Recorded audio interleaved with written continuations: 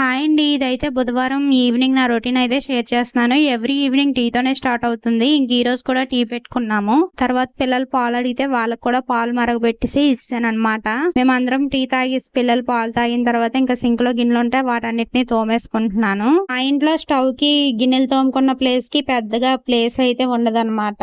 So ఉన్న దాంట్లోనే ఇలా అడ్జస్ట్ చేసుకుని తోముకొని వంటది చేసుకుంటూ ఉంటాను. తోముకున్న గిన్నెలు ఇలా కబోర్డ్ మీద పెట్టుకుని కడిగేసుకున్న తర్వాత స్టవ్ కూడా క్లీన్ చేసేసుకుంటా. దాని వల్ల స్టవ్ గిన్నెలు ఒకేసారి క్లీన్ అయిపోతూ ఉంటాయి. మా స్టవ్ అయితే 2 స్టవ్లే, కాకపోతే నాకు 3 స్టవ్లు గానీ 4 స్టవ్లు గానీ తీసుకోవాలని ఉంది. స్టవ్లు పెరిగితే వంట కొంచెం ఫాస్ట్ గా అయిపోతుంది కదా. ఉదయాన్నే పిల్లలు క్యారేజ్ కట్టాలి, ఉదయాన్నే హడావిడి అయిపోతుంది. ఇంకా పిల్లలకి ఇప్పుడు ప్రెసెంట్ క్యారేజ్ లేదు కాబట్టి పర్వాలేదులేండి.